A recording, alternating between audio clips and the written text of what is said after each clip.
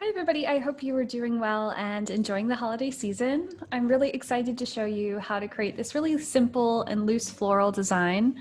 And this is one where it's really easy to adapt it to other seasons or other holidays. So obviously this one's set up for more of the Thanksgiving holiday, but you can always add things like poinsettias to the mix if you want to make it more Christmas themes, or mistletoe and holly would be really fun.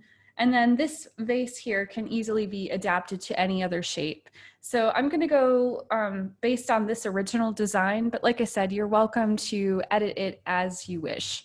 So there's a few things that you'll need on hand. If you bought the kit, you'll have some stretched canvas. And I'm just going to be using a canvas board today. So it won't have that little edge to it that stretched canvas does. But as you're painting, you can always fill in those little sections of the edges of your canvas, and that way it will make it look like a more complete piece. So I'm just going to be using some 12 by 16 canvas today, just so you can see it easily on the screen. I also have a variety of brushes that I'll be using that are available through my website. I'll mostly be using this rounded edge or filbert brush, this angled brush, and a variety of my rounds. That way I can get into some of these little details with the design. But you can work with whatever brushes feel more comfortable with you, because I know that each person paints differently. So something that I might reach for might feel uncomfortable in your hand. So, you can adapt that as you want as well. I also have a pencil that I'll be using for sketching in the pumpkin design, and just some water and some paper towels. I also just have a really simple set of acrylic paints. That way, if you're not using one of the kits from the site, you will be able to find this pretty easily in the area.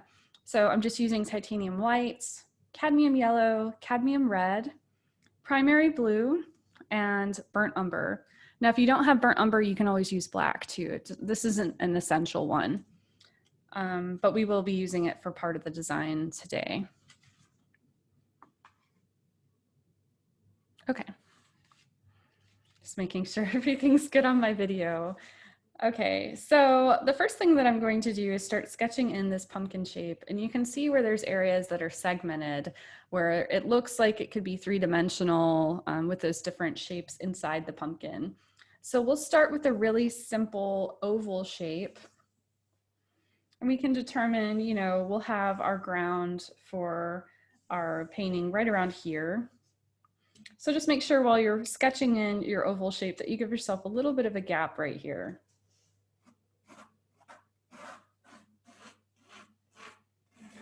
I'm gonna try and center it up. If it's not perfectly centered, that's fine too.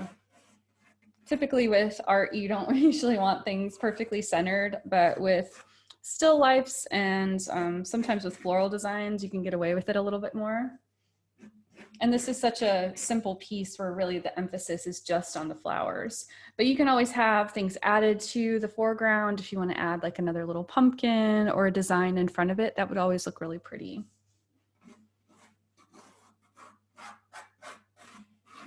So again, I'm just going to keep this nice and loose because I want you to be able to not be too tight with your painting style. And with pumpkins, they're usually segmented where they have areas that are popping out to create that gourd shape.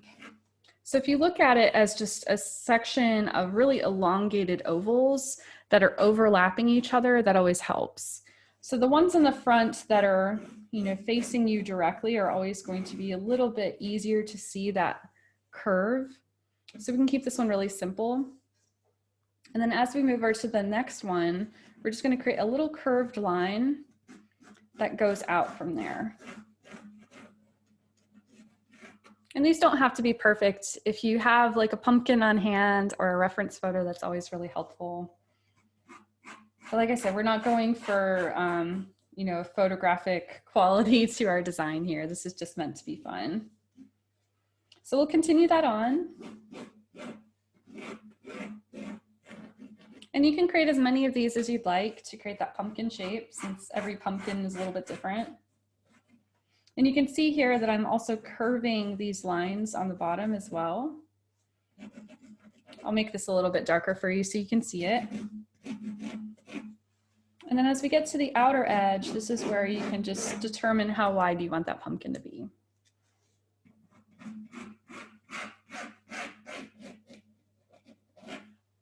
So again, make sure there's a little bit of a gap right here. And if it helps, you can always draw a little guideline for yourself to know where the table is compared to that background.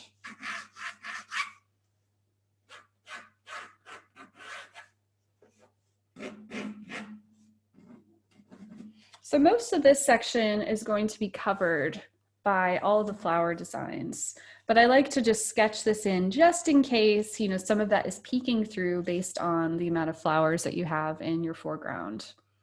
So what I'll do is make sure that everything looks right and proportional. So if there is enough room up here, that's good.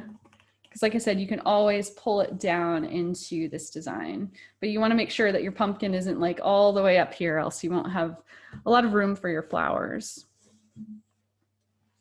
The option that you can do if you wanted to make it more of like a taller pumpkin, you can always just turn your canvas in the opposite way and just have it where the pumpkin's down here and all the flowers are blooming up here. Oops, I almost spilled my water. That would have been terrible. Okay, so after that, you know, some people like to try and erase their lines. I'm just going to leave it as it is because I'm going to be doing several layers of paint over this pumpkin. So for sometimes some of these lines will show through a little bit. If you have trouble with that, with using graphite, you can always switch to a colored pencil, which is a little bit easier to blend into your paints. But for right now, since we're learning, this is fine. Okay. So the next thing I'll do is I'm going to start mixing up my background color. So I want this kind of warmish, grayish blue in my background, and then we'll make this slightly darker as we get to our table. So we'll slowly add in some of these other shadows and things later on. But for right now, I'm only going to be painting around that pumpkin design that I just did. So don't worry about any of this stuff happening up here. We'll paint all of that in afterwards. So this helps by using a slightly larger brush. I'm just going to use the one out of the kit because I know that a lot of people purchase that. And if you purchase one right out of the kit, you might need to just run your hands through the bristles to make sure that there isn't any issue with the hairs falling out into your paint, which always is never fun. And then I'm going to dip my brush in my water and just tap off any of that excess water on the side of your cup. And I'm going to take a big scoop of this to the side. So we're going to need a lot of this to paint in our design. I'm going to take a tiny bit of my blue. And this blue is very pigmented, so you don't need a lot of it for it to start really showing its color. You can see it's like this baby blue color now. Take a tiny bit of my red, just to mute that down a little bit so it doesn't look like it's just straight out of the bottle.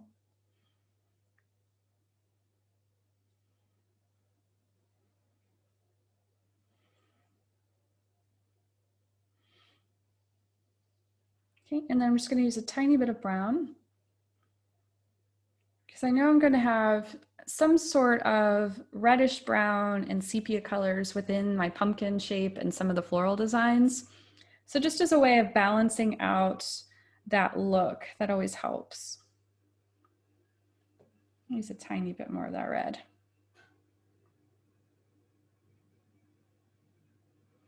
So you should get like a nice warm gray. I'm just going to add the tiniest bit of yellow to that too, just so I know that all of my colors are mixed within this neutral tone.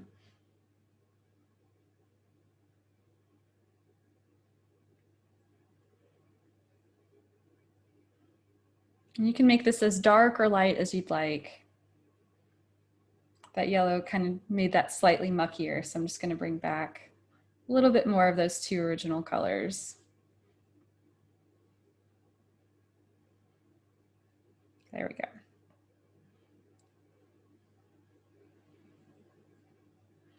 So, you know, as a quick way, a lot of people will just like mix their brown and their white together, and that will create a neutral tone for you. However, it doesn't have the type of richness that you can get from blending in your primary colors with it. So that's why we do this little extra step to it, just so there's this vibrancy to your painting. So once you load that up, you can go ahead and start around the edge of your pumpkin.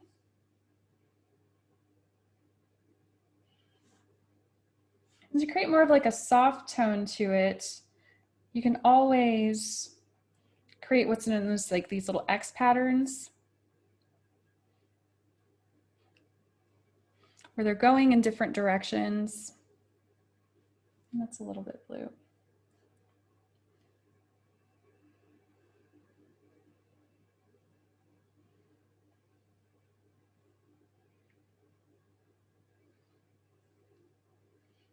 And that way there's not this like up and down perfection with your brush strokes. Like you can always paint in this direction, but considering that there's a very minimal background to this, this will just give you a little bit of texture and color to that. So you can have areas where they're a little bit more blue or reddish toned. They can be a little bit more gray toned. And I put quite a bit on this section here, so I'm just going to pull that up to other parts.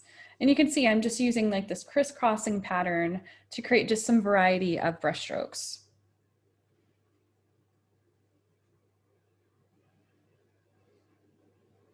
And since this has a lot of white in it, it's very easy to go around that outer edge of your pumpkin.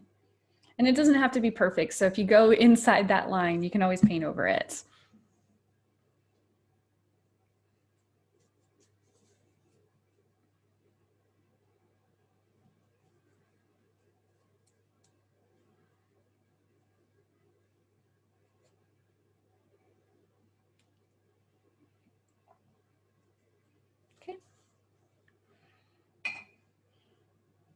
I'm just gonna add a little bit more water on my brush so it'll go easily over my canvas board.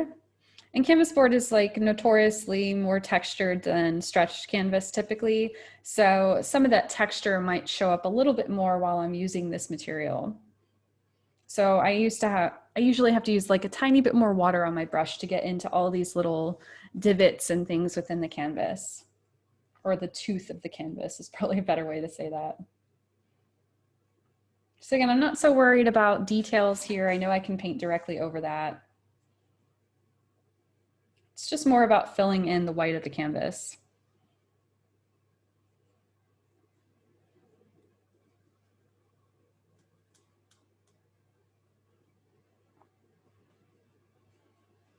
Okay. I'm just gonna move this over slightly. Roll my sleeves up because I tend to always get paint on my bottom part of my arm. And again, you can work in these little X-shaped patterns to create that design.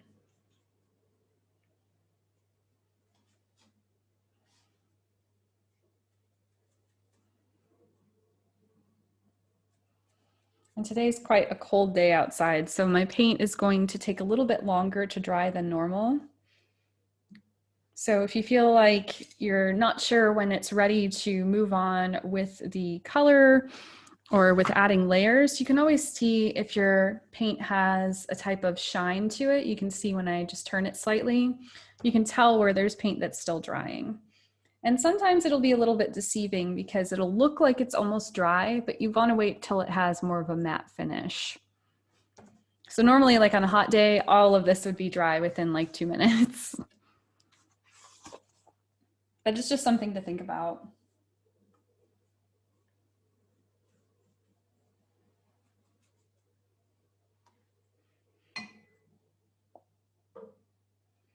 Just make sure you're loading your brush up really well too.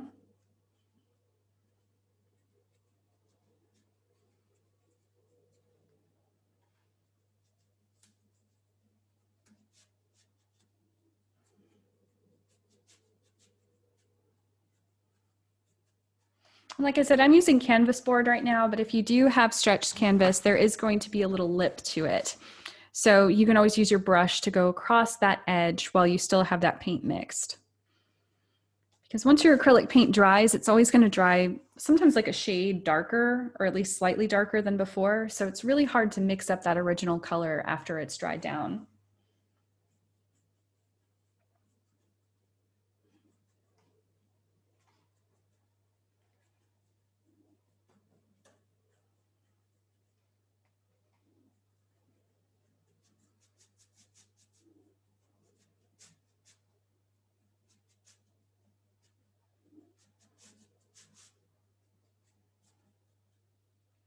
Okay.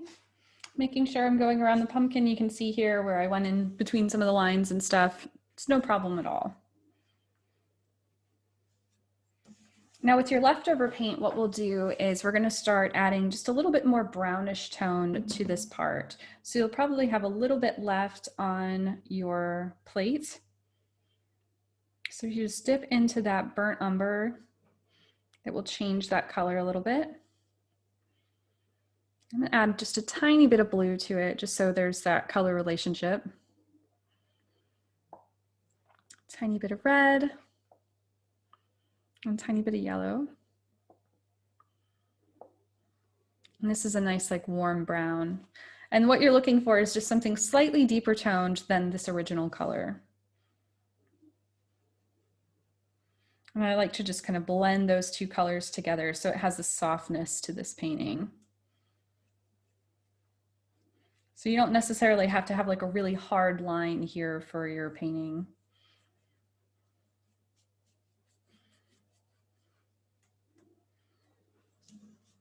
And we'll add some shadows and other things in later. So we're just putting in more of the underpainting of our design. So as long as you keep it nice and thin, you'll be able to add layers quickly to your acrylic painting, and you won't have to worry about things drying down for a long period. Now, if that happens, you can always grab your hairdryer and speed up that process. You just want to make sure it's on more of like a cold setting, because if it's on a hot setting, it'll only dry like the top part of that layer. And then when you go to work over it again, it might pull that bottom layer up again. So it'll just turn into more of a mess. So unless that's what you're going for, because you know there's always conceptual art, I would just keep it on that cold setting.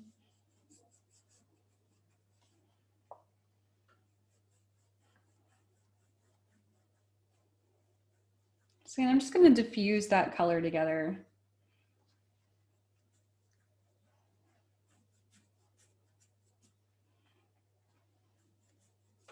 I'm starting to run out of this color a little bit, so I'm just going to add some water to my brush and try and pick up whatever else I have left on my paper plate.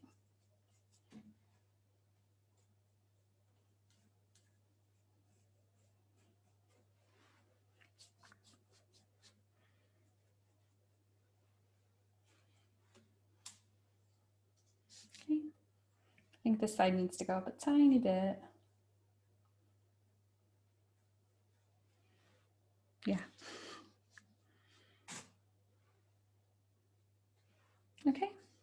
So after that, what I'll do is just clean off my brush really well. And I'm just going to give this a minute to dry down. So like I said, you can use your hairdryer to speed up that process, or you can just, you know, grab a cup of coffee or tea, grab a snack, you know, watch paint dry for about 5 minutes and it should be ready. And like I said, you can always see, even here, I can tell it's a cold day because I still have areas over here that are a little bit damp, which normally would go faster. Okay, so now that my brush is clean, I'm going to go ahead and start filling in some of the bottom layer or underpainting for our pumpkin. So we are going to look for more of this lighter tone here, or like a mid-tone, and then we'll build up our other layers around it. So you want to keep this one nice and, you know, flat for it, so you're not having like big globs of paint that are taking a long time to dry. So to create an orange, all we need to do is mix some of our yellow and our red together. And you can switch brushes if you don't want to use this filbert brush. This angled one works really well. So this is the 3/8 of an inch. And you can use the sharp edge of it if you need to, or the flat edge of it. And that way you can get into some of these small little curves. I'm just going to use the filbert brush because it's just an easy one for me to jump onto. So I'm going to mix mostly yellow with just a little bit of my red. And these are quite transparent colors because there are primary colors. So they tend to be designed a little bit more transparent so you can build other colors from them. So usually what I'll do is add just a tiny bit of white to the mix. I don't want a ton of it, else it'll turn into like a peachy tone, but this will help just create more of an opaque look. And then I'll just start filling that in. And you can see it's still quite transparent, but that's fine. And I'm just going right over my graphite lines. That way I can still see them as a reference. And the filbert's nice too because it already has that little edge to it where it's oval. So sometimes it helps to get in some of those little lines or these little spaces right here. But again, use what is comfortable to you.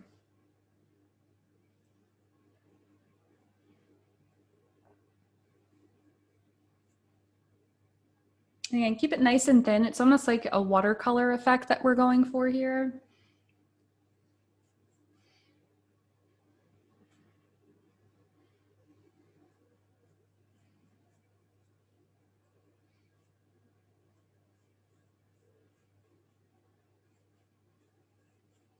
And eventually all of those other lines that we used for our guidelines will be covered. So don't worry about that part. It's easy to want to just like build a layer and a layer and a layer to cover that up, but with time, all of it will happen anyway. So it'll just save you from some of that frustration.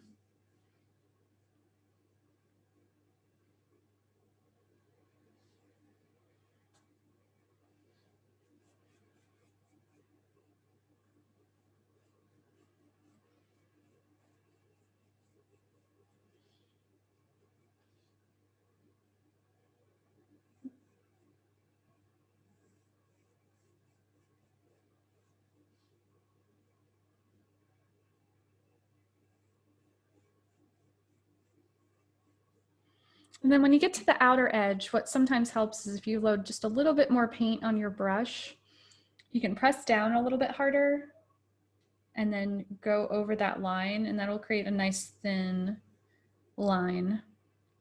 And it'll keep your bristles together because that's what creates that effect that looks like it's kind of hazy to it normally.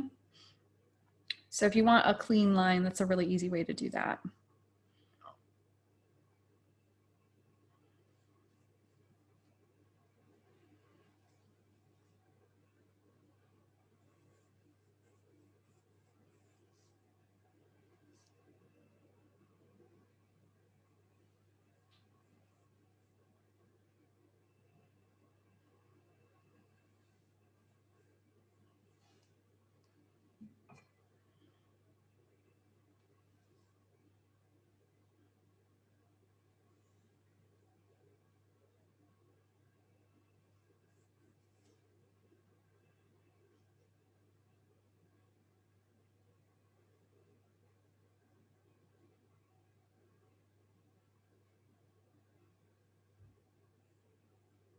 And if you need to, you can always adjust your pumpkin if you feel like the shape is slightly off or anything. This is always a fun design because pumpkins are usually not symmetrical or anything. So if they're a little bit lumpier or slightly off center, that's fine. It's just going to make it look more natural. And sometimes I'll actually, like when I create pumpkins with my watercolors and stuff, I'll wiggle my hand a little bit to create more of that like lumpy look to it. Trying to figure out a better word for that, but I think that'll be fine.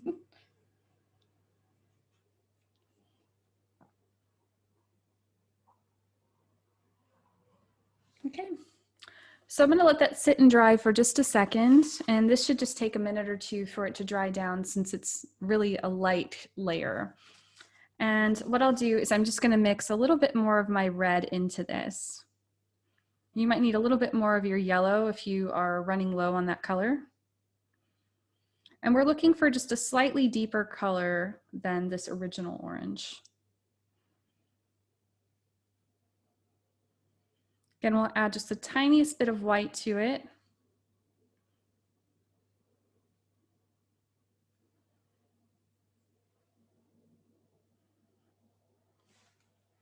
And then what I'll do is I'm just going to focus on the outer sections and the bottom part of our pumpkin. So you can see there's quite a bit of that red tone in areas, just to make it look like it has this rounded appearance.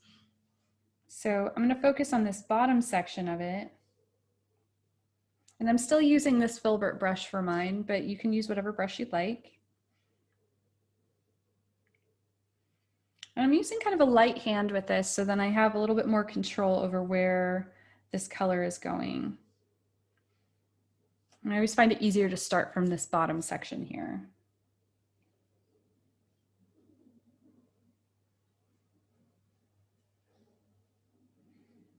So we're just slowly dragging that up into other sections of our pumpkin.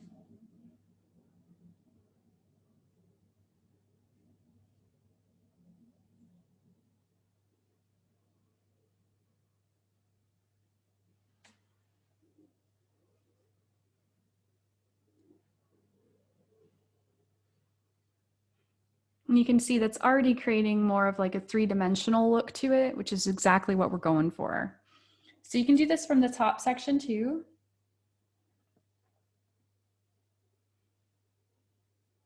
And if you feel like it gets too red in areas or anything, that's fine, because we'll layer several different colors on top of this to create our pumpkin.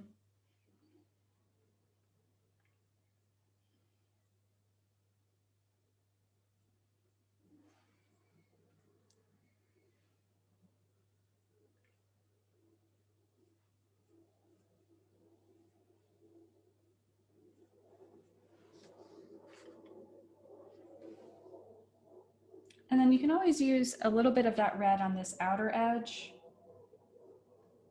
That always helps to create that illusion of it being round.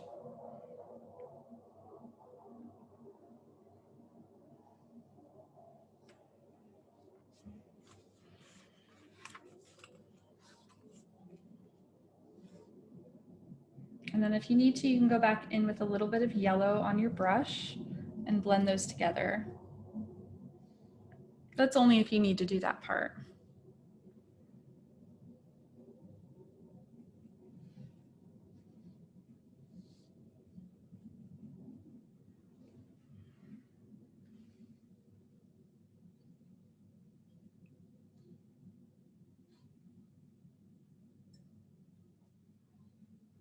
That will also get rid of any of like heavy texture from your brush if you don't want it in sections of your painting.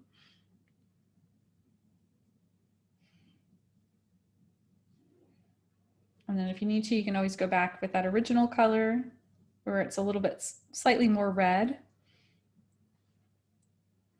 And that will pull that together.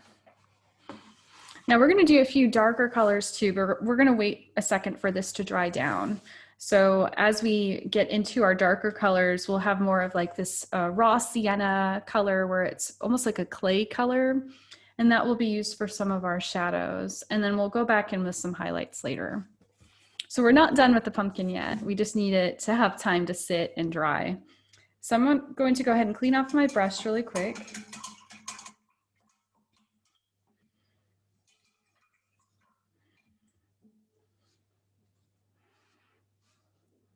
And then I'm going to do something that's going to look strange for a little while until we add in our flowers. But you can see on here where there's quite a bit of this darker green shadow that's surrounding the rest of the flowers in the design. So to create this illusion of shadow, sometimes it's easier to do an underpainting of that color just around this section here. So if I mix a little bit of that color, we're only going to put it like right about here for our painting design. And it's going to look weird, but just trust the process. It'll turn out beautiful. So I'll just use the same brush to mix it. I'm going to take a little bit of my yellow and a tiny bit of my blue. And you can see it already creates this really vibrant green. I love this green color. I'm going to add just a tiny bit of my red. And that's a complementary color to green. So you can see how this is starting to neutralize that vibrant color that we just added. So we're getting more of this mossy green color out of it. Add a little bit more blue.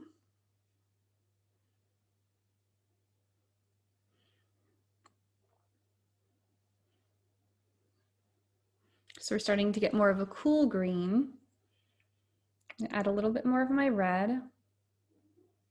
So we're almost to that color we want. And again, we're just neutralizing that vibrancy of the color. Especially since with fall colors, they tend to have more of like a brown tone or a neutral tone to them, because this is usually with plants that are towards the end stages of their cycle. So having really vibrant colors here and there works really well. But for the most part, just neutralizing them slightly will give it that fall or autumn look. So here we can see like a deep green. It's almost like a hunter green color that I created from it. And I'm just going to put this right around here in this section. I'm not going to go too high with it, but it's just going to help create a base color for those shadows. Because once you start putting it in those flowers, it's hard to get into all those like little nooks and crannies around them. So a slightly darker underpainting will do wonders for that.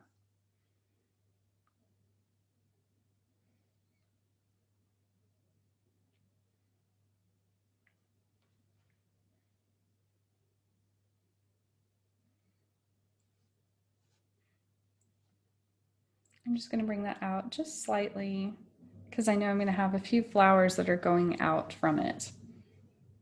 Again, we can keep this nice and light. We're just doing a thin layer.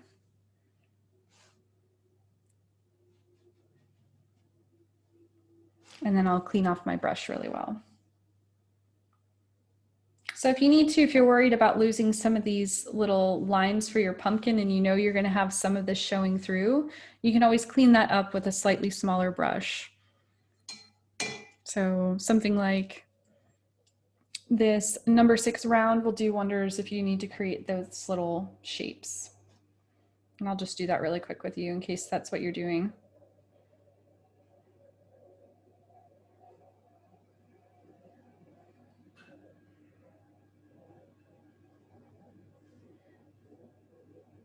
Okay.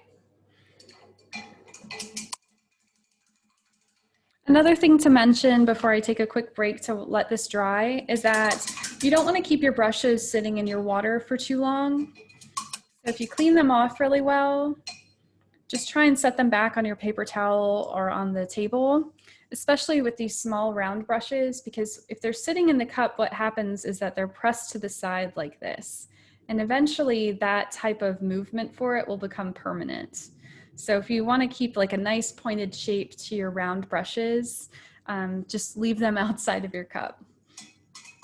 Same with any of your other ones, because even like a filbert brush or a flat brush will have the very end bristles starting to like turn in like that. So if you can keep them out of your water, you're going to protect your integrity of your brushes for much longer.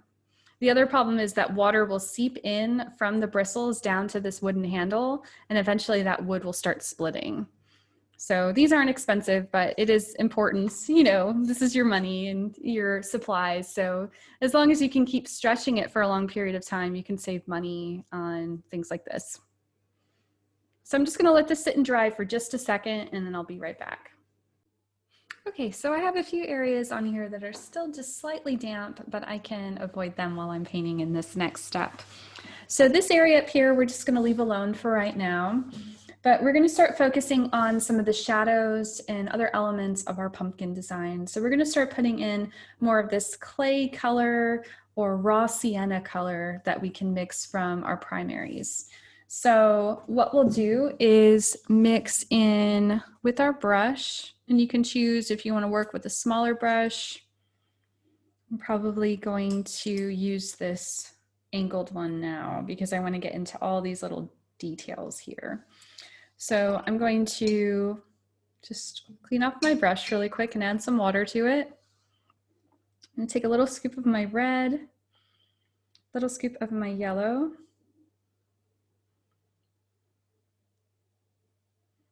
So we're creating another orange color.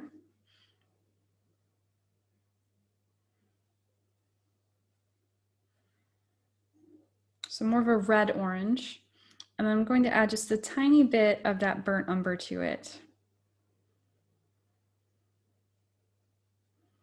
And create like a really warm brown. I might need just a tiny bit more yellow. There we go.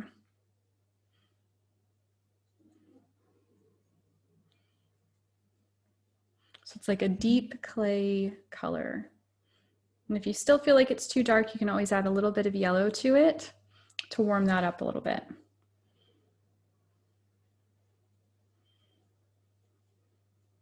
So we're going to also use this for adding shadows to our piece. So with this brush, I want to make sure that I'm getting rid of a lot of that excess paint on it. So I'm just going to press it down a little bit. And like I did before, I'm going to focus more on these bottom sections first. And I don't want to completely cover over all the work that we just did. I want to make sure I still have those other colors popping through here and there.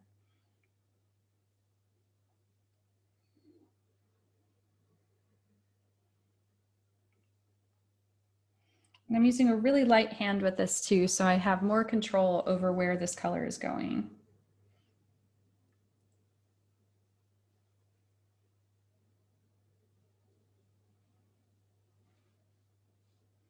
Again, focusing more on those outer edges just a little bit. I'll start adding it into more of these curved lines that we created with our pencil. And I'm not trying to do like one big long line because, you know, you might have your bristles spread out a little bit in areas that you don't want. So if you just do it in sections, sometimes you can have a little bit more control over that too, if that's something you're worried about.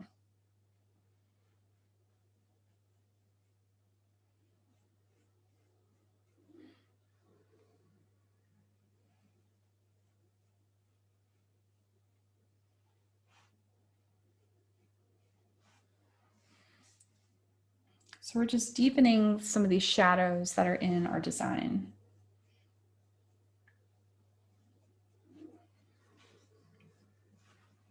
Now, if this brush still feels too big for you, you can always switch to a smaller one. I just don't want you to get too caught up in the details of the pumpkin yet. Just keep it loose because, like I said, you can always paint over sections after they dry down.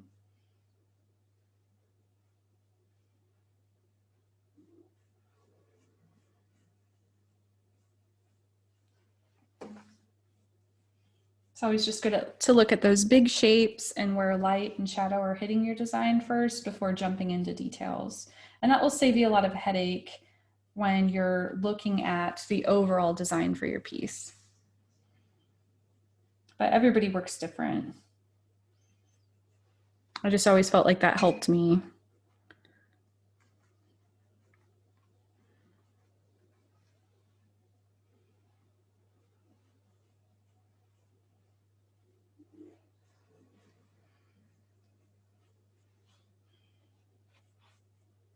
And you have to imagine that there's going to be quite a bit of shadow that's hanging over this pumpkin shape here towards the top with all the flowers that'll be drooping over. So we're really going to emphasize more of these darker colors up here. So what I'm going to do is I'm just going to go slightly deeper with that. I'm going to add a tiny bit more brown. You can always add a little bit of blue to it. Just the tiniest bit of blue. So we're just creating a deeper brown out of that. Same thing, we can focus that on a few sections of our shadows.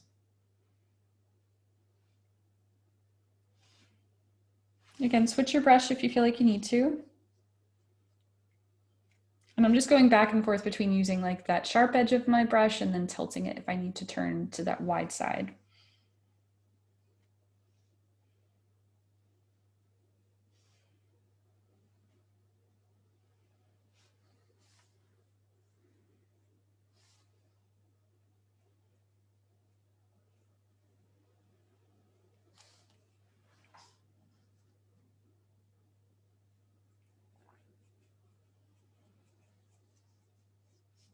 Now this kind of texture will start happening too, so later on we'll go over this slightly with the other color.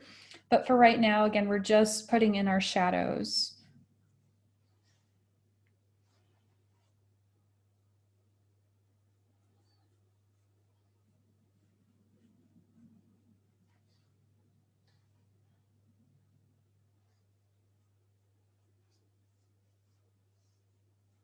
I realize I never finished this other side of my pumpkin before I jumped in.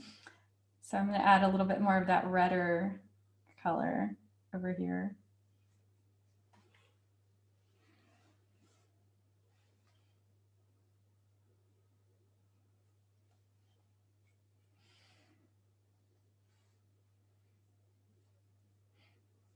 Again, the bottom section is usually where it's going to be the darkest, where it's sitting on the table.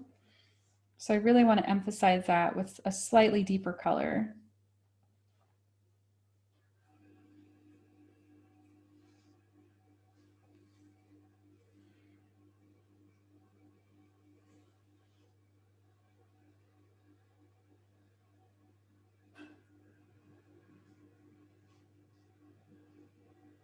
And if this gets a little bit messy under here, that's fine, because I'm about to show you how to add in some of your shadows for your table too.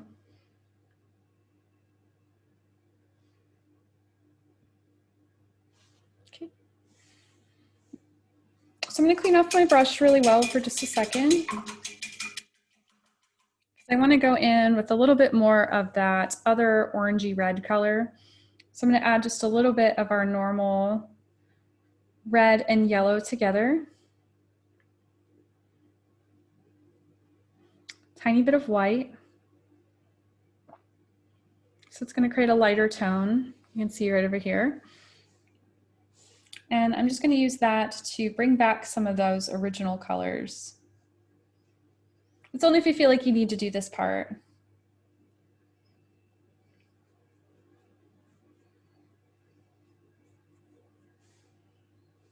And I'm just putting this in a few areas. I have some texture going on my canvas that I'm not really in love with. So this is a way of blending those colors back together since that other paint had originally dried.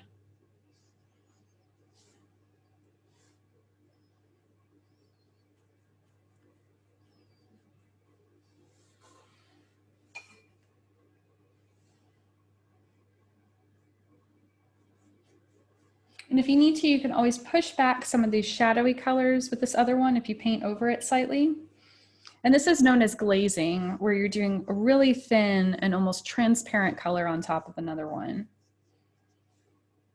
I always like this technique, especially if you're trying to do something that's like in the round where you have these really subtle changes of color and texture.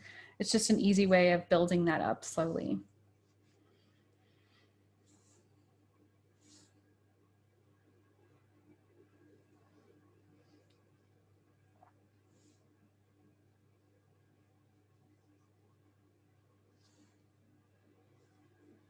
Okay.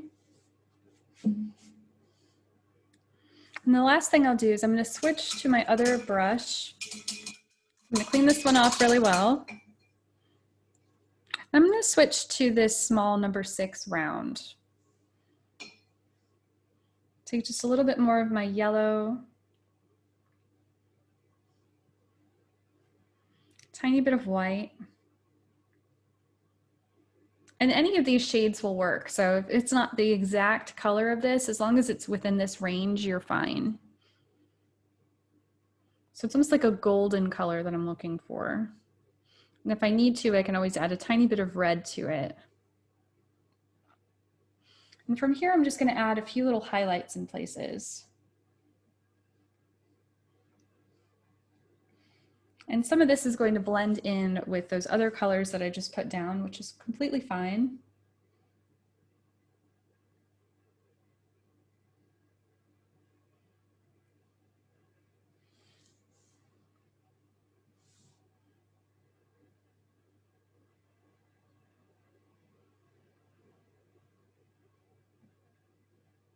We just want a little pop of that original color showing through.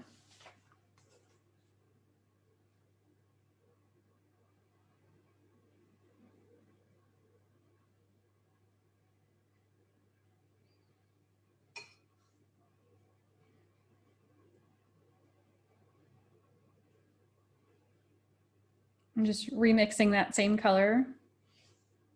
Just felt like I needed a little bit more in places.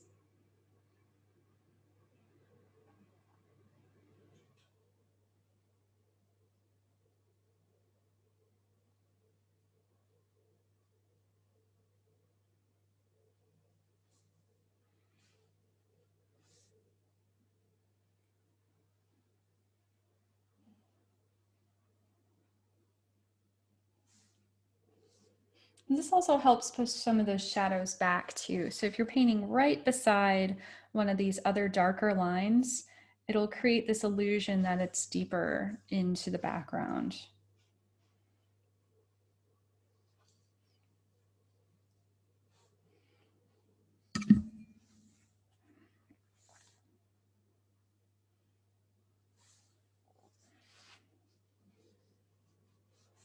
And then if you need to go even lighter, you can always add a little bit more white to that mixture. If you want to create more of those like little segmented lines. And that always looks really nice on a pumpkin.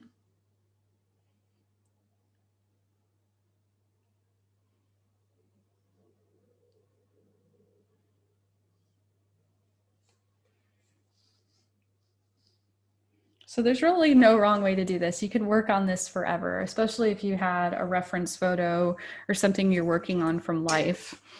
So you can see here with the way that I added some of those highlight colors in places where you have those smaller brush strokes added to it. And I feel like I need to do a little bit more to this one because it's a little bit dark, but the painting beneath it is starting to dry. So if I keep overworking areas with my brush, most likely I'm going to start pulling up that other color and creating like a divot almost in my paint. So I don't want to do that. I'm just going to give it a break for a second. Now, what I'll do in the meantime is I'm going to start adding in some of these shadows with a darker brown paint just to make it look like this is planted in a space, right? If we don't do that, it's going to look like this pumpkin and flower arrangement is just like hovering over a void. So that would probably look cool for a conceptual piece. But for me, I just want to plant this lightly in reality. So what I'll do is I'll go back to my angled brush here. And this is quite a simple color to mix. We'll just use a little bit of our burnt umber and a little bit of blue and a tiny bit of red. You might need to add a tiny bit of white to it too, just so it doesn't look so harsh against the rest of that background.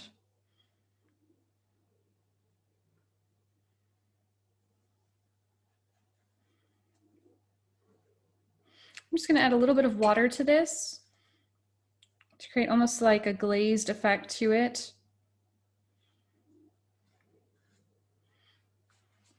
And I'm just going to start with this bottom section here where I can start changing any of that original shape that got lost.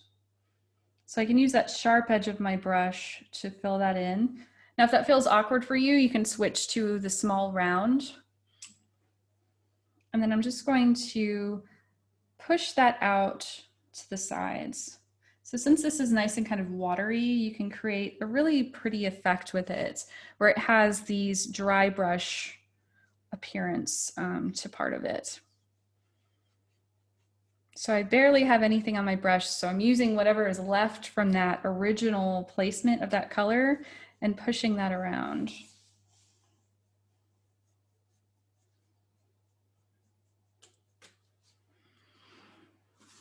And it's nice and transparent too, so we're still able to see a lot of that color showing through. So here you can see the original color where it's nice and watery, and as I'm losing paint on my brush, I'm getting more of these dry brush effects, where it's intentionally wanting to have more of this dry look to the brush with the bristles. You can even see how my bristles are starting to spread apart on here.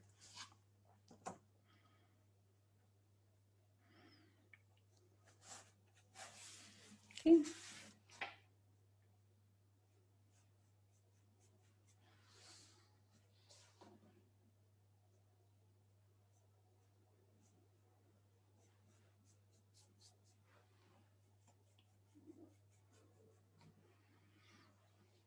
Now what you can always do too is if you feel like it's too dark still in places, you can add a little bit of white to your brush with that other color. I'll just show you. So you can just lighten that up slightly. And that way, if you feel like there's too much texture, you can just push that back a little bit. But again, there's no wrong way to do this part. It's just to make sure that there's some sort of shadow that's occurring.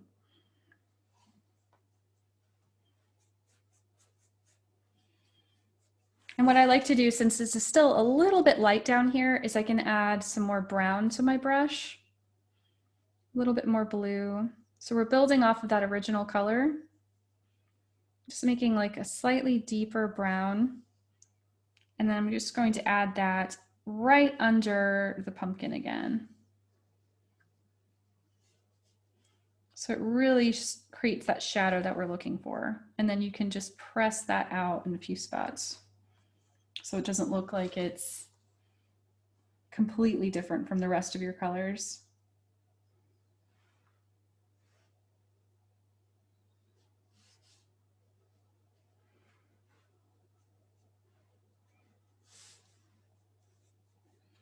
Okay.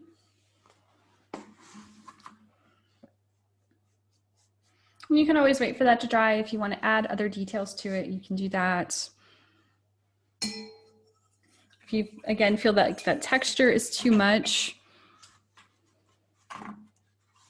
which it might be in a few spots on mine, you can go back in with that lighter color again, which was just built from this original one, and add a little bit of blue to it again. That's a lot of blue. And then if you need to, you can add a little bit of red.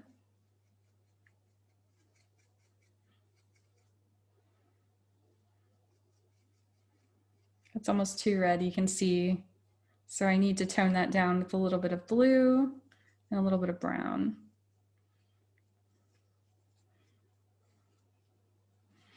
And then you can go back in with a little bit of that color if you feel like you need it.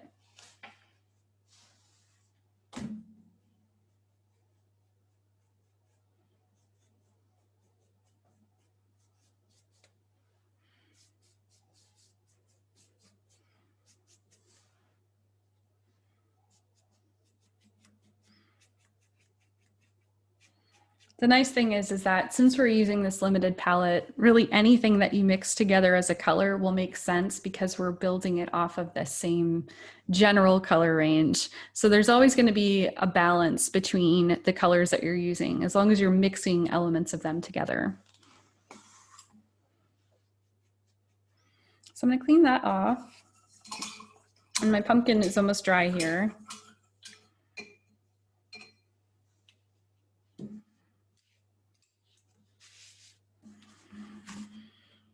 So I'm going to just go back in with a few little highlights and things with my small round brush. So again, this is the number 6 round. I'm going to go back in with my yellow, and mine has a little bit of red added to it, so I'm just going to use that mixed together. If I need to, I'll add the tiniest bit of white.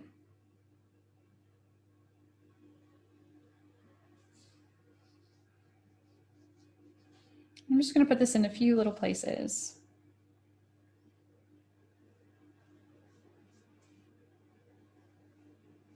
Just to, again, brighten up this pattern a little bit more, so that deeper red took over in a few spots. Now you might not have to do this part, so I'm going to let you judge what you feel like you need to do for this part of your pumpkin. And if you feel frustrated with anything, you can always write me or email me, whatever works, and I can hop on Zoom and show you some little details. But I'm sure you're doing great.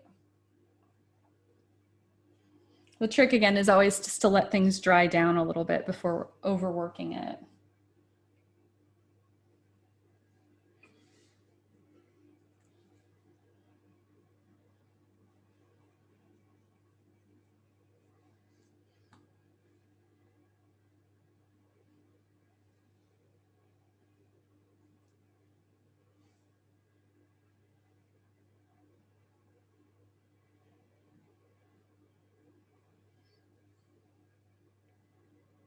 I'm just using the very end of my brush for part of this. I need a little bit more water. So if you feel like you get like a big glob on the end of your brush, what you can do is add a tiny bit of water and just spin your brush slightly, and that will get rid of that problem. That way you can use the very end of the brush to get in some of those little line work details.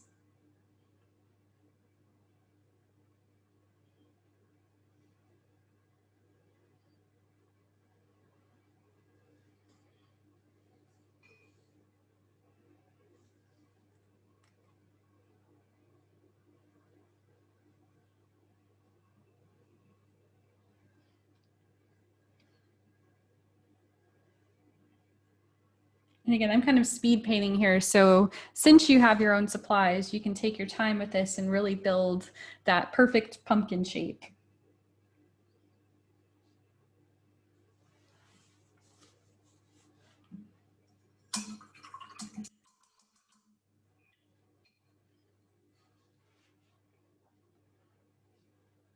Just going to add a little bit of that other color with that sienna color just in a few spots. So again, this is me just like working through little details of my painting that you might not have to do. So again, you're the judge of that part. And just have fun with it. I know a lot of my students that sign up are beginners, so just be nice to yourself when you're learning, because art is hard. You have to work through problems all the time while you're painting. So sometimes just stepping away from it for a few minutes and coming back to it later on does wonders.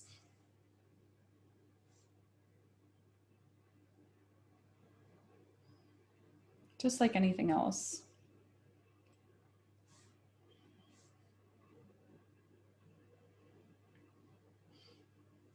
Just going to add a few little more pops of yellow just around where they're segmenting with it. That way I can feel like there's some change between light and dark in places.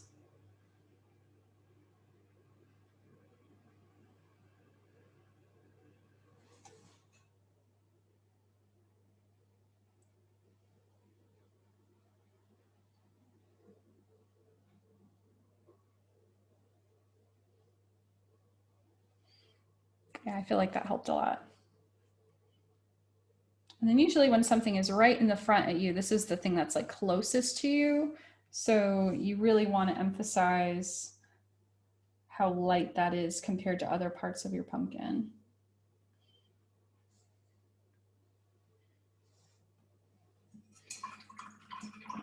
And what sometimes helps that I notice, if you really want to have that like Thanksgiving or autumn look to it, you can go in with just that regular red in just a few places if you want to emphasize that color. And that will bring some more warmth to your piece too, if you feel like it's like too brown in areas.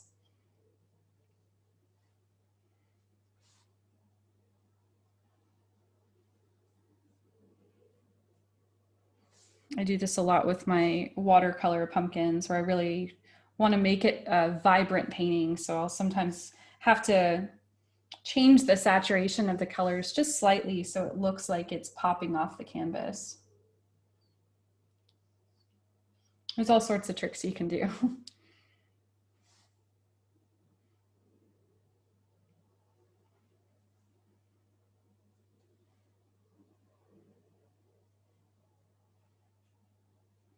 All right, so I'm going to take a break from that. I know I'll probably add some other little details in here or there to create more of this effect in spots. Like I can really amplify this side with a little bit more of a highlight. But for right now, I just want to give that a chance to dry down again. So I'm going to clean off my brush really quick.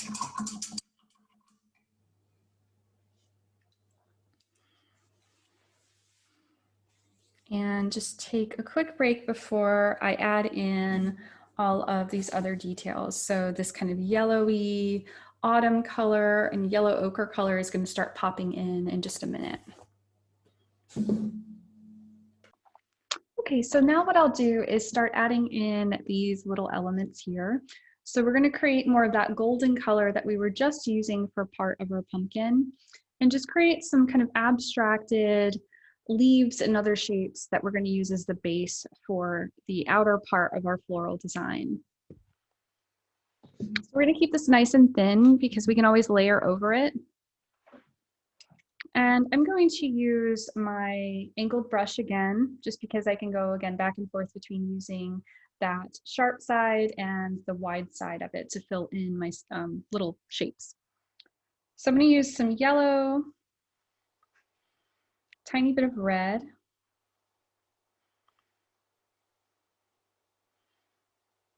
just to create that golden color again. And I'm going to use just a little bit of white to go over part of this background here. So we don't want to drastically change our hue or our color. We just want to make sure it's slightly more opaque.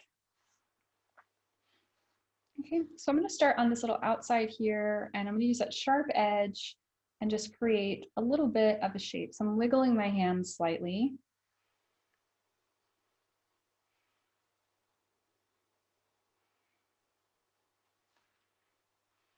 And I might add just a tiny bit more red to that because that looks a little bit harsh. If I add just a little bit of red in areas while it's damp, that will add a little bit of texture to it. There we go. That looks better. I'm going to do the same thing over here. I'm just going to make this one slightly wider. So I'm just going to wiggle my hands. I'm not really thinking too hard about the overall shape. I just want it to look leaf-like. And again, you can go back in with a slightly deeper color if you want to add in just some little details like that. And while you're doing it, as it's wet and wet, they'll blend together slightly, so it creates a really nice soft look. I'll do that to this one too.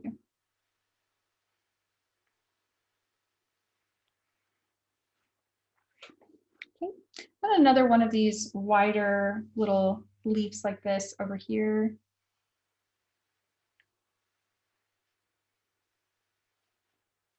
Paint, you can add a little bit more paint on your brush.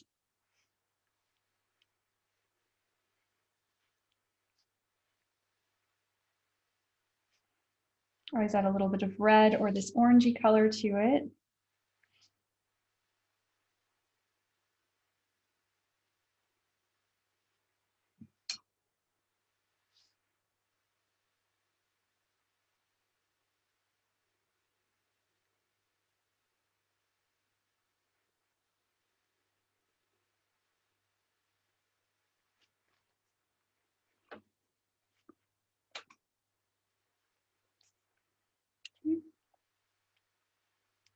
I'll add a few little elements down here. Almost look like little teardrop shapes in places.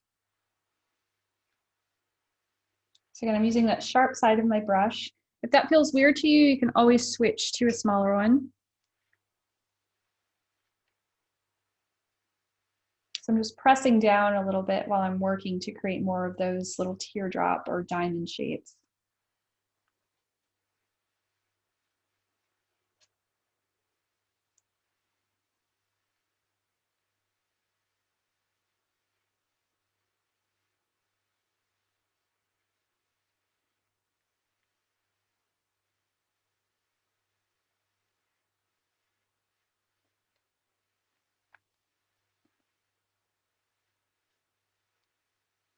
And I know I'm going to have like a little poppy up here, so I'm going to leave this area a little bit more blank.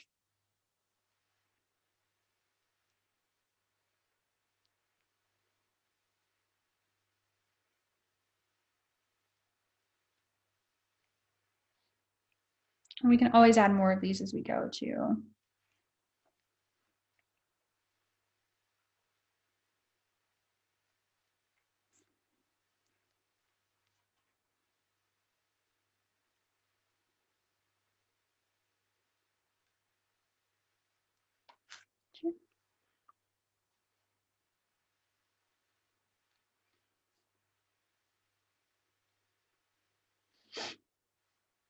Now I'm going to deepen this with a little bit of, if you have a little bit of this burnt or raw sienna color, you can mix that in with it, or you can just add a little bit more red to that mixture.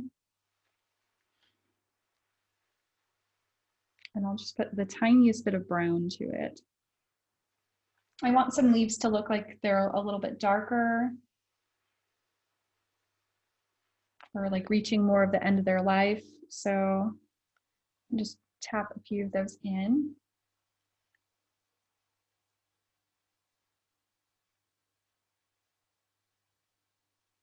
Again, this is just a mixture of red, yellow, and a tiny bit of brown.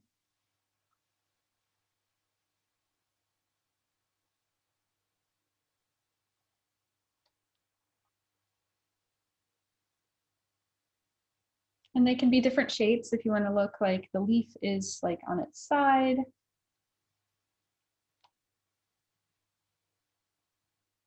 It's really just more about overlapping little areas to create this illusion of more flowers and foliage in your design without having to go into like enormous detail. So there's this type of improvisation that comes with this that's really fun.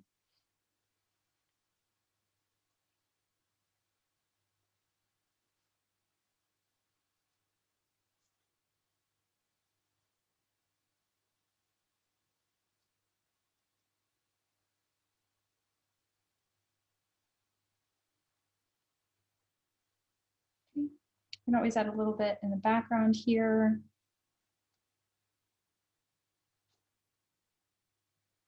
And then I'm just going to clean off my brush.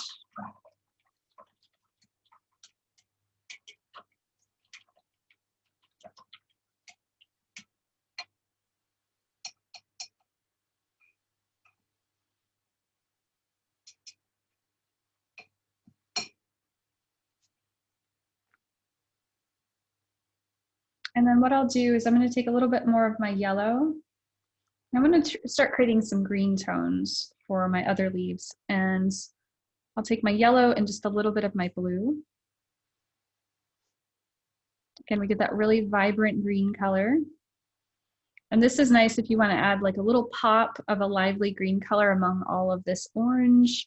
And that always looks really beautiful. I'm just going to tone it down slightly though.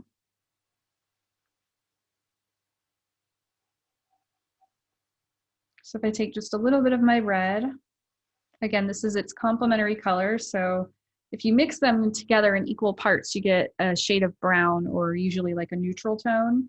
But if you use just a little bit of it, it will push that color back a little bit more. Yeah. And that will be in the same range as some of these other colors that we added to it. So I'm just going to put a little bit of this color in places. Mostly using that sharp edge of my brush. And if some of this blends together, that's fine too.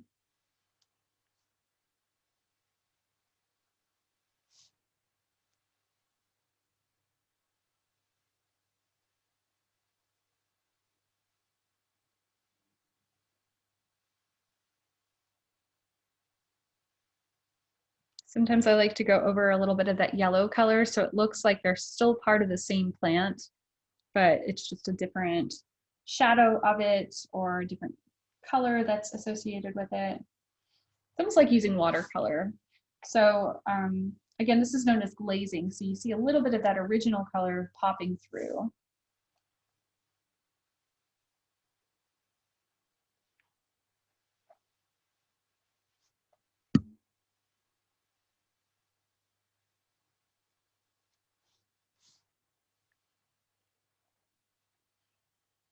And then if I want to, what I'll do is I'm going to start adding in some of these other elements of my flowers where they're starting to droop over part of the pumpkin. So that lighter color works well if you mix it with just a little bit of white, and that way you can create these really nice shapes. So I'll switch to a slightly different brush. So I'm going to switch to this number 6 round. That way when I'm using my brush strokes, I can flick those brush strokes out to create this leafy design here.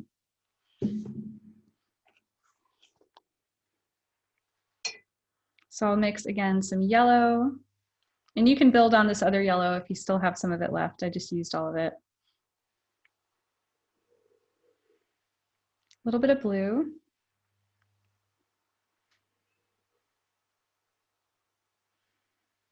Tiny bit of red. And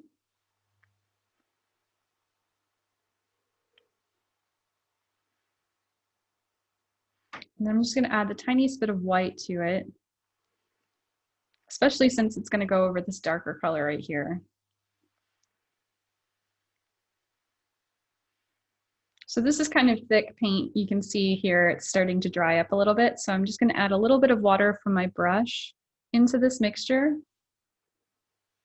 and then spin my brush so I have just more control over that paint.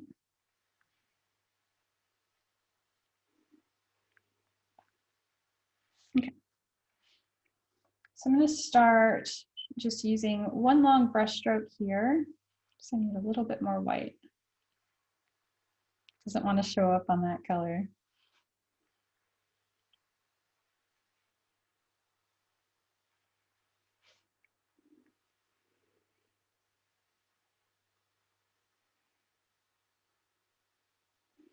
Okay, so one long brush stroke. This will be like the center of that leaf, and then you can just flick your paint out from there.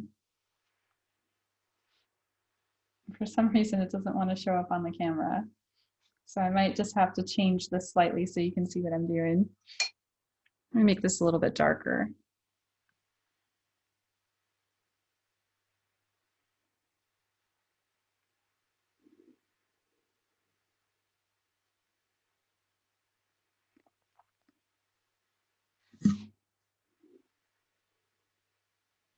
There we go. Hopefully you can see that now.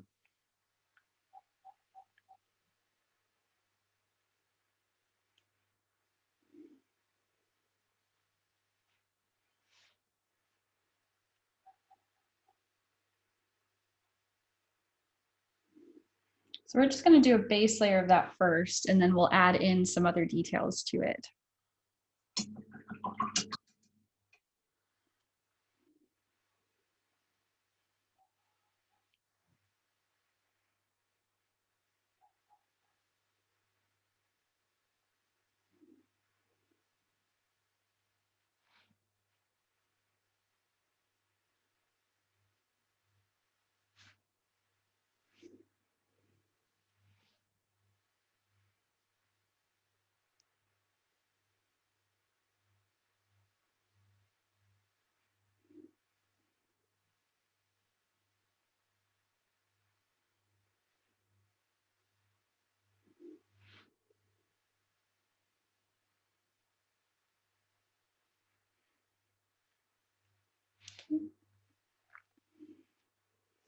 And then you can add some of this element in other parts of your design. This is quite almost like a minty green color, but it looks pretty. So I might just add that in a few little parts of my other leaves, in case they feel like they're blending too much in the background or anything.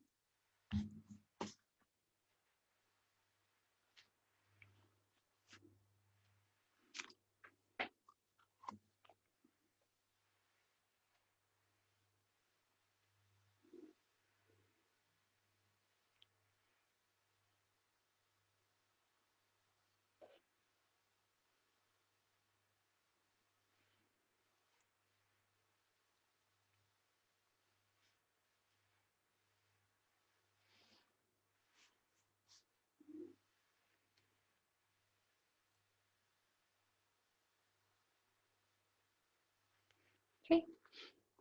And I'll take a quick break from the green because I want to make sure that I know where my poppies are going to go.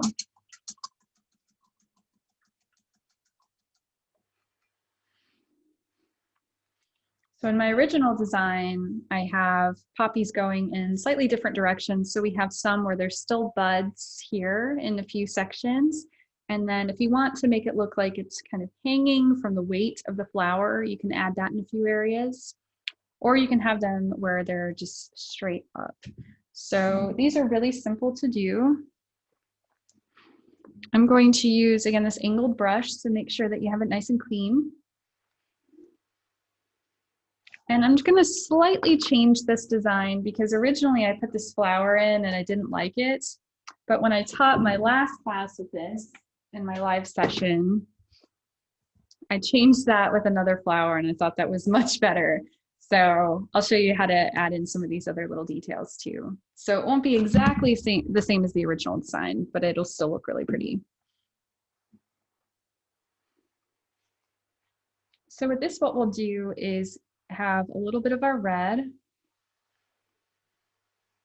Take a big scoop of that actually. And a tiny bit of blue. We're going to create that darker color that's going to go on there first, and then we'll highlight it with some of this bright red afterwards. So you want just a slightly deeper color for your red. So it looks darker on the screen than it actually is.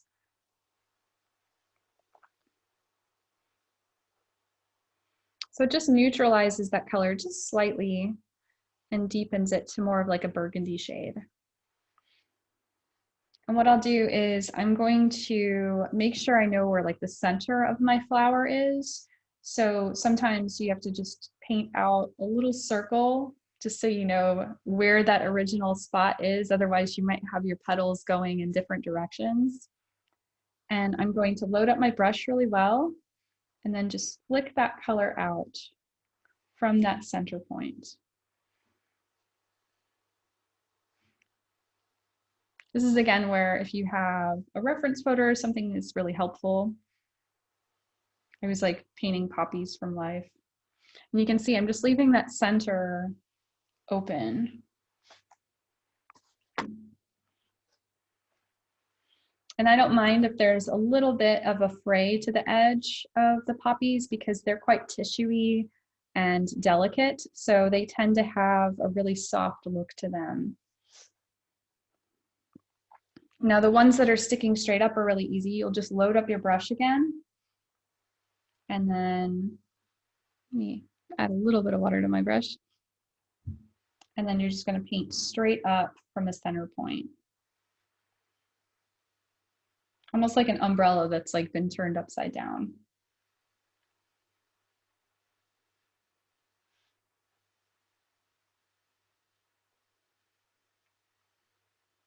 And it tends to be just slightly more pointed towards the bottom.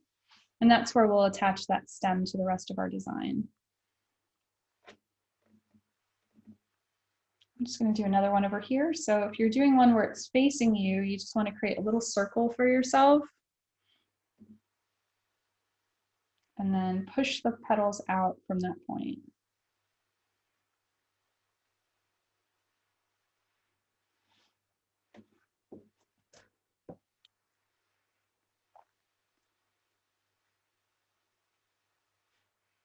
And this is just our bottom layer. So this is going to change slightly as we develop our other layer when we're going.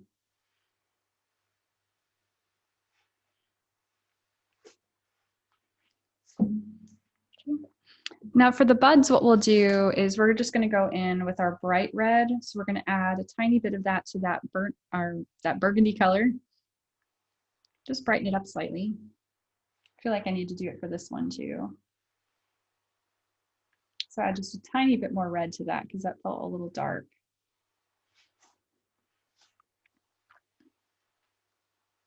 So I'll load that up with some of that red. And then I'm just going to add some of these little poppy buds right along here. So it's just like we did our other leaves where we're having just a slight almond shape or curve shape to it. And then I'll just have little elements of it that are kind of poking from that. And you can add as many of these little buds in places if you'd like.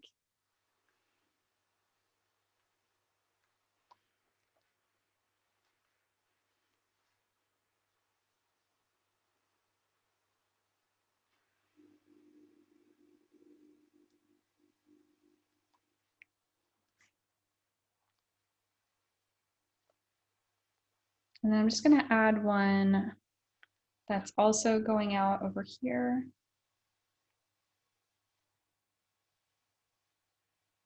So again, just always imagine where the stem is going to be. So it's always a little bit more pointed in that area. And then you can just flick your brush from that part. And luckily with poppies, they're easily recognizable, so there's no real wrong way to paint them.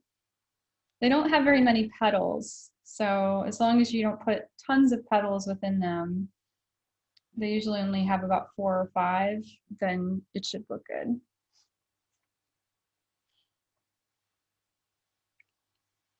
And like I said, you can have them going in the opposite direction, so you can have them where they're hanging.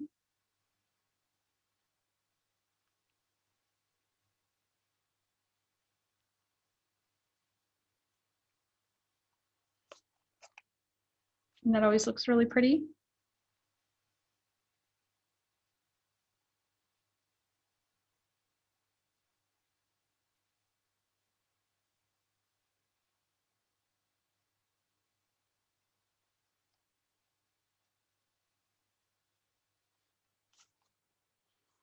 Again, so we're just putting in those major shapes for it. I might add just one little bud over here.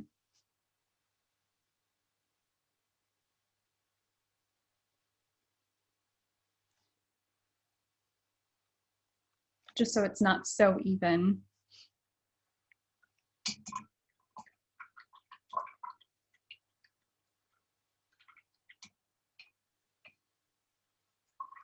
We're just going to let those sit and dry for a second.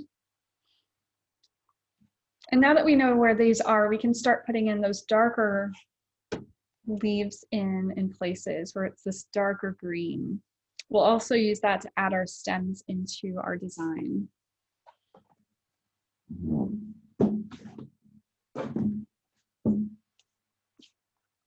Okay, so you can build off of this light green, or if you prefer, you can just mix a new color in case you want to reuse that one for anything. I'm going to add more blue to my yellow, so that's going to be the color that's more prominent. You can already see from this shade to this shade, there's quite a bit of a difference. And just like I did before, I'm going to neutralize this with a tiny bit of red.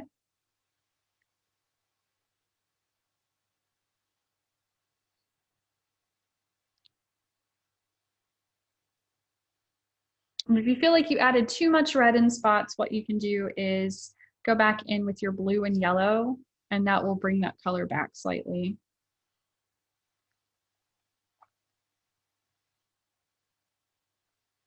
And if absolutely necessary, what we'll do is just take the tiniest bit of that brown to make this a little bit darker as well.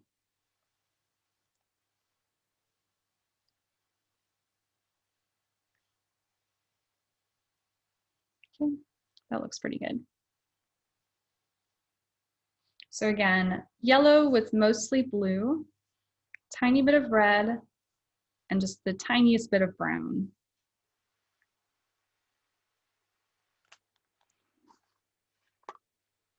And I'm just going to add this darker color just in a few spots. So you can change the leaves if you want so they don't all look the same. These can be wider leaves.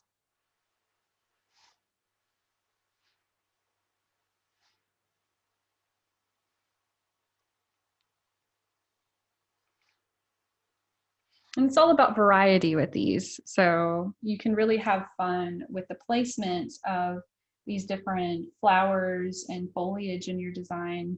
And you can always think about like the scale and the shape of them. So as long as they're not all looking exactly the same, everything should turn out really nice. I'm just going to have some that overhang the pumpkin again.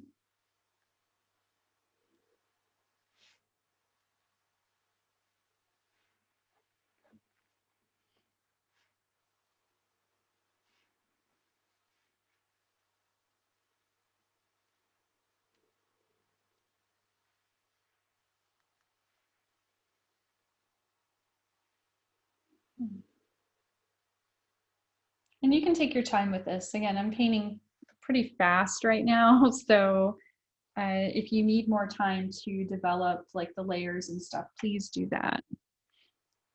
Because in the end, I want you to enjoy the painting process more than anything else.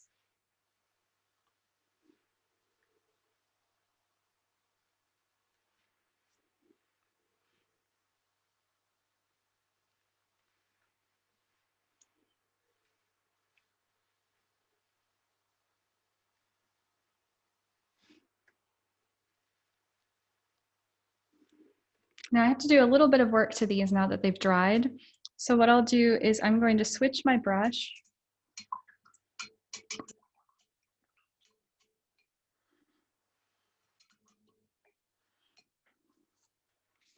And you can see some of that transparency from the paint is still showing that orange color through. So if I need to, I can always do another layer in that original color to help bring that forward.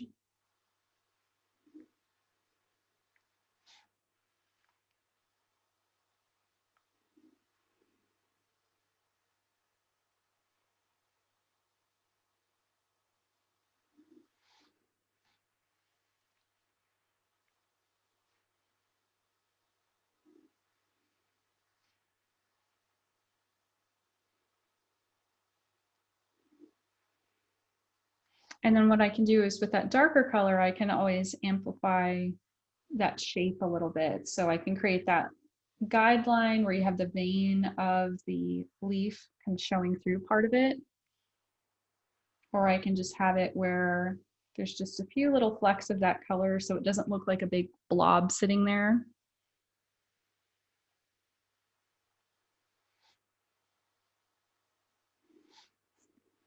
And that will do wonders to kind of bring that to life.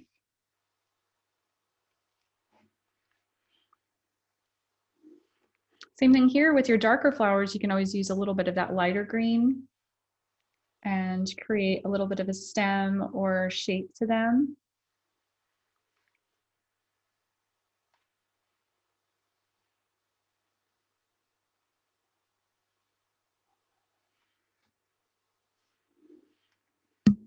And then I also need to add a stem to my poppies so I know where they're going within the rest of my design.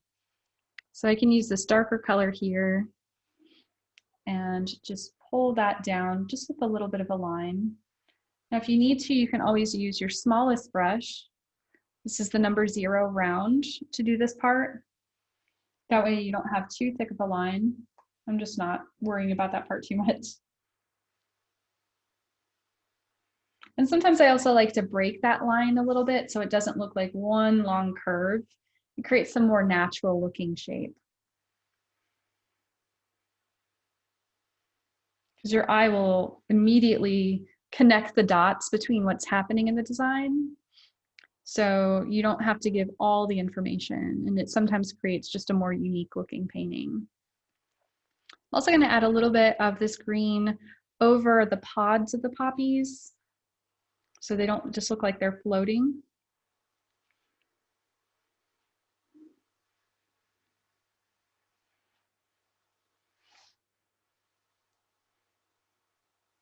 And again, these are more like generalized, so they're not too detailed.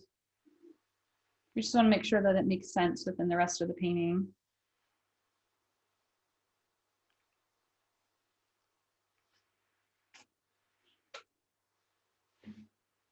And then you can always go back in with that lighter green if you want to add a little pop of that color, which I always think looks really nice. Because they tend to be just slightly transparent, so it needs a little bit of a help.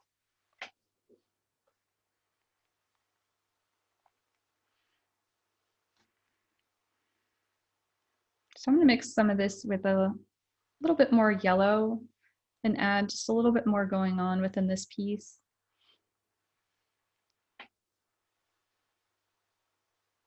This is where if your painting needs a little bit more color added to it, you can do that. If you feel like your leaves are a little bit dull, you can always add a little highlight to them with a lighter color.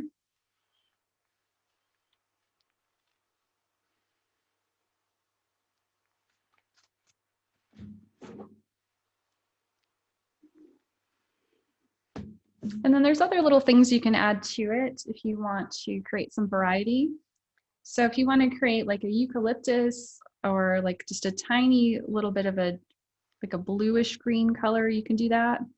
So you can take some of your white, a little bit of your yellow, a little bit of your blue, tiny bit of burnt umber,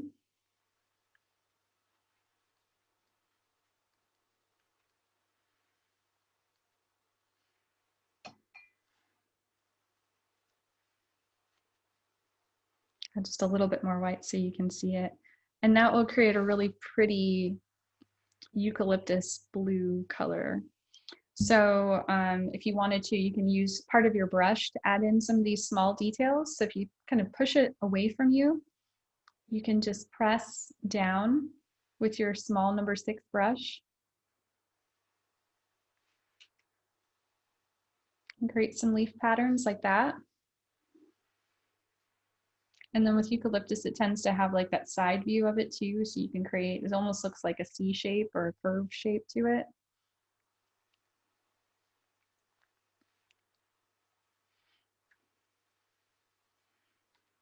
I'll put that over here too.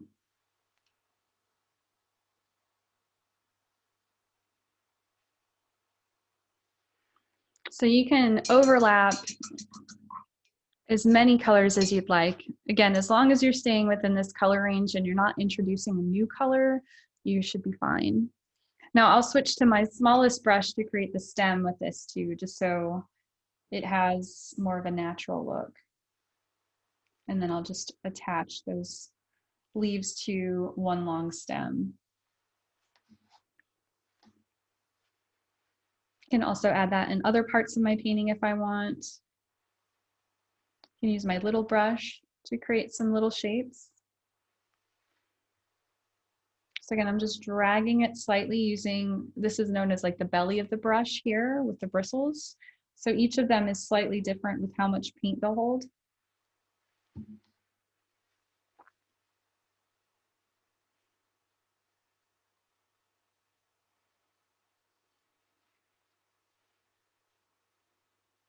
And then to create that thin line, I'm just using the very tip of the brush on the canvas.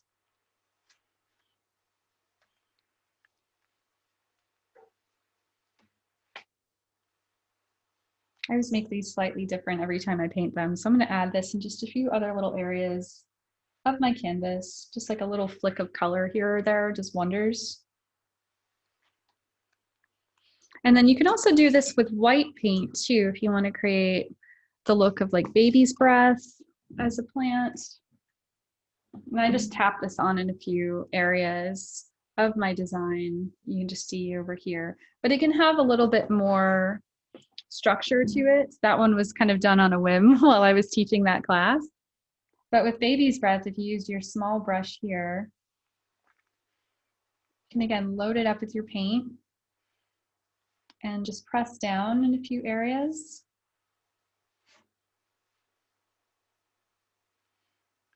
And create a little bit of line that attaches to it. And that always looks really pretty. So we're just filling in any little gaps here or there that we want to add to our design. And it's just a nice way of like brightening up part of it if you feel like things look just a little too heavy.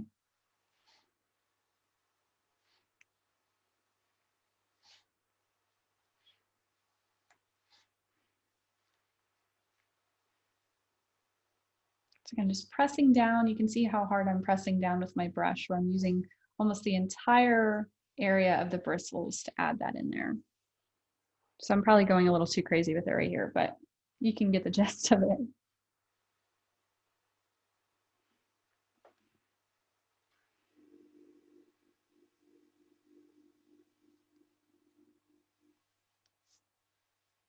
Or some people like to just tap them in, just in a few little random spots. And you can do this with any of your colors too.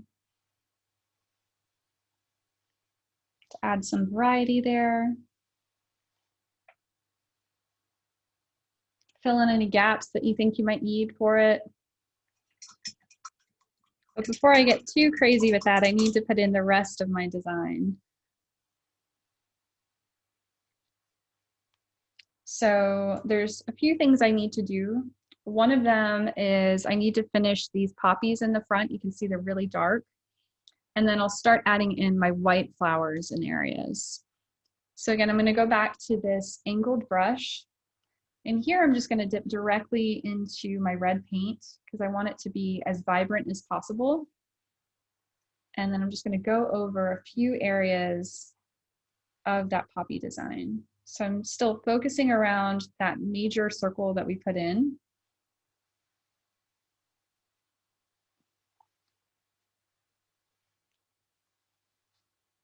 Do the same thing over here where I'm really loading up my paintbrush. Create that kind of 3D effect to the piece. Do the same thing right here. So this one's a little bit dark.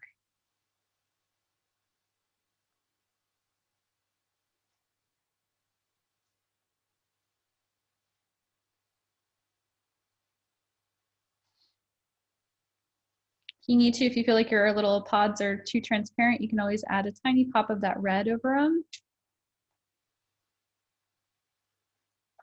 Oops, I missed a few on here. I'm gonna have to go back.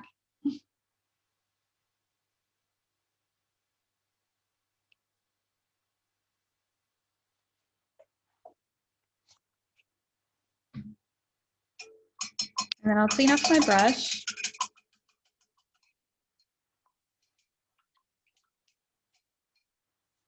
So I'm just going to quickly map in anywhere where I miss those other little poppy pods. I have one right here.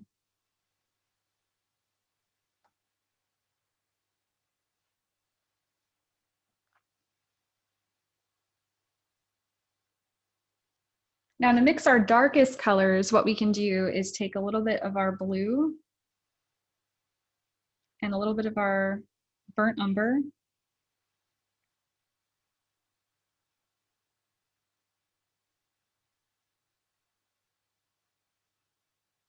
And just a tiny bit of red.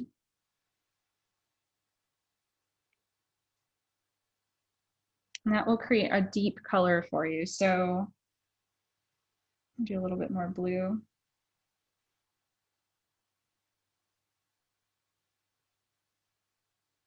And then if you want a true neutral tone, you can add a little bit of yellow to it.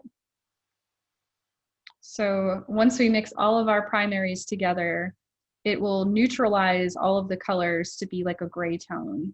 So we're just going to amplify that with a little bit of that burnt umber to create a really deep color. And you can see it right here if I do a quick swatch. So we'll use this for the center of our poppies and then anywhere else where we need a really dark color to show through.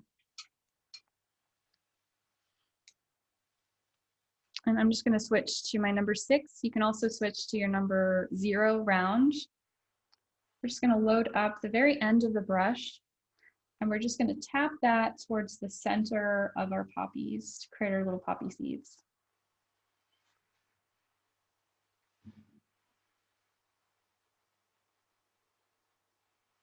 Okay.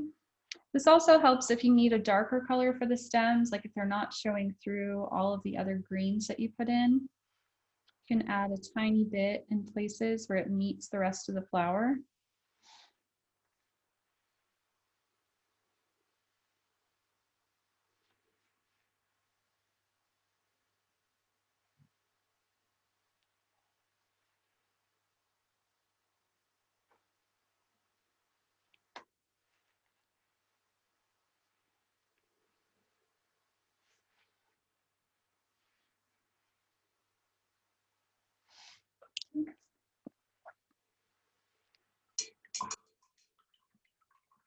Clean off my brush again.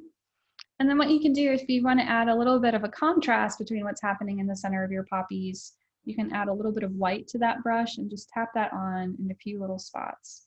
So by using the very end of your brush, you can create perfect little circles to have for the center. You can see that okay. I know there's a harsh light there, so you probably couldn't see all the details. Now this one is so wide where I could probably make that a third little central poppy like this, where you're seeing the middle of it. But I think I'm just going to leave it alone for right now because this one came out a little bit bigger than my original. but you can go as far out as you want with it. You'll notice we haven't put in our white flowers yet, so I'm just going to give this a second to dry down before I add in that color. Otherwise, the white flowers are going to start pulling up this color over here. So I'm just going to take a quick break with that one. Okay, so I just sped up that process by blow drying part of it. So this area is just still slightly damp, but I can work with it for my piece. So what I'm going to do next is I'm going to add in the rest of those white flowers. And that's why this area right here looks a little strange at the moment, because we need to add that in. We're also going to add that just right over here and in this section over here. So just like the poppies, we want to make sure that we leave some sort of guideline for ourselves where this middle section stays open. That way we know the direction of our flowers. So for this one, what I'm going to do is add a little bit of white to my brush and a tiny bit of this green.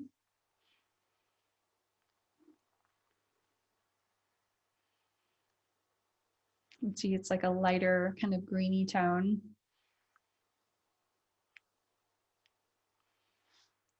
And I'm going to start adding in the circle first for this side, just as a guideline. It doesn't have to be perfect. And then with my brush, I'm just going to sweep that color up. I'm not going to worry too much if things are overlapping in areas.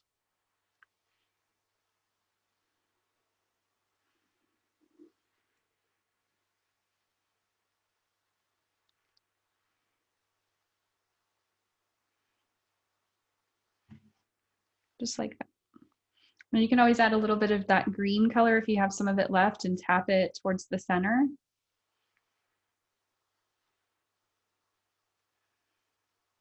I'm going to do the same thing for this center part here. I can just draw a little or paint a little circle as a reference.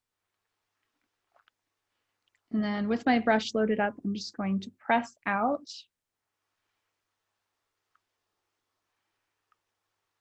Keep loading up your brush so you don't run out of paint. It'll also go over other textures that we have.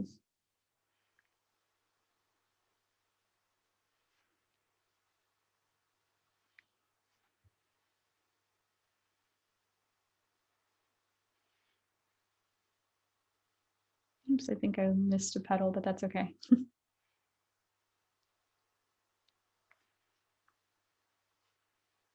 Probably add it right down here. There we go.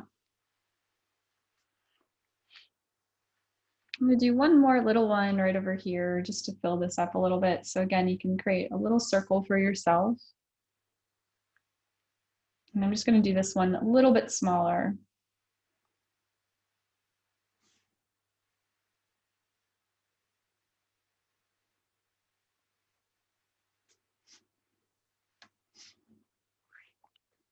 You can also add little areas of white if you want to. I'm just going to kind of leave this one as it is right now.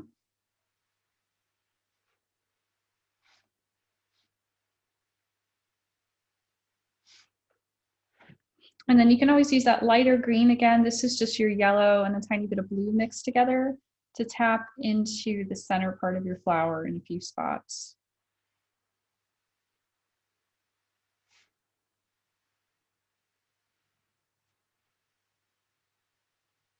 Just going to tap that on in a few spots over here too, just for, again, some variety. So we're almost done. If you need to, if you feel like your poppy is still, for some reason on the camera, it's not showing it as clear as it looks in real life. This is much more red. So if you feel like that's still too dark, you can go over it with a clean brush and that solid red color again. You just want to bring that back to life in a few spots.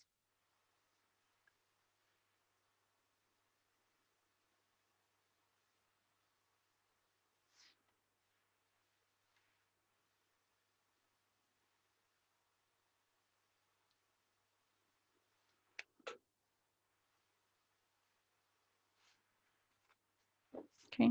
You can see how that makes like a slight difference to it. So there's that shadow around parts of the poppy and more of that bright red showing through.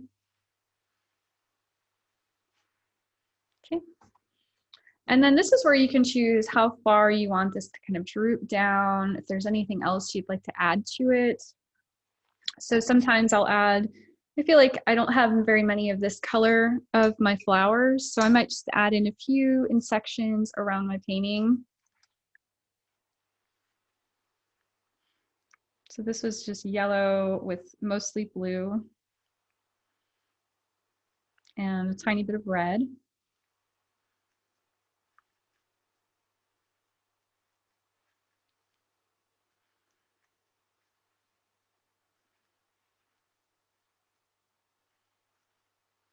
So again, I have that darker color. And I can just put that in a few places if I feel like it's missing that. I'm mostly just using my brush where I'm using that sharp edge to it and pressing down really hard. And then just pulling my brush up.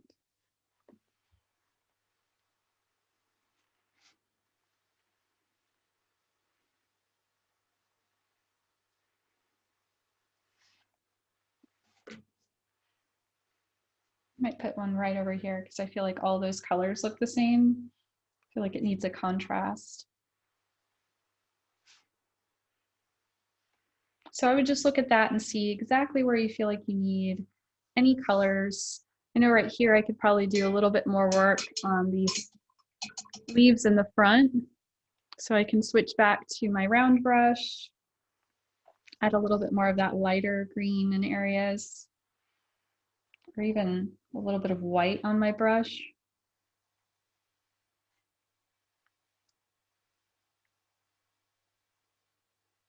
To kind of bring that forward.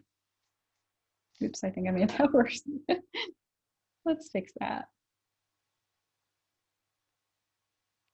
There we go.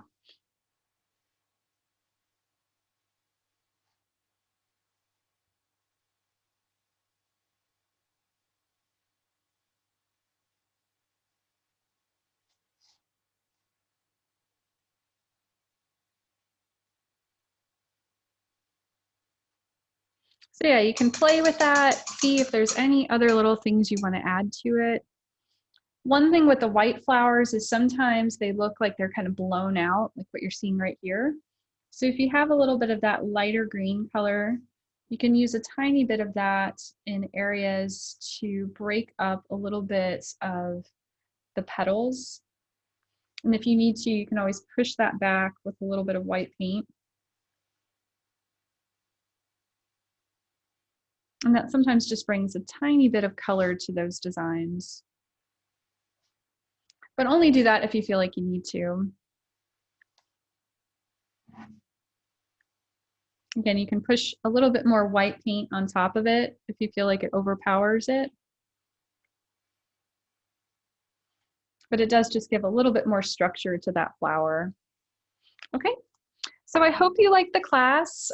Typically, the last thing you would do is just add in your initials in the bottom right corner of your painting. So you can do that with your small round brush. Or if you prefer, you can use a Sharpie, you can use a paint pen, which is wonderful for writing, or you can sign the back of your canvas if you'd like. But there's many ways that you can keep working if you wanted to by adding in other details for like the pumpkin or with any other elements you want to add to your floral design. Okay, I would love if you would share photos of your work when you're finished. I always like to see what people come up with for their designs, especially since everybody works so differently. So again, if you have questions, reach out to me. I'm happy to hop on Zoom or talk to you via email or Messenger if you run into problems. Okay, thank you so much. Have a nice day.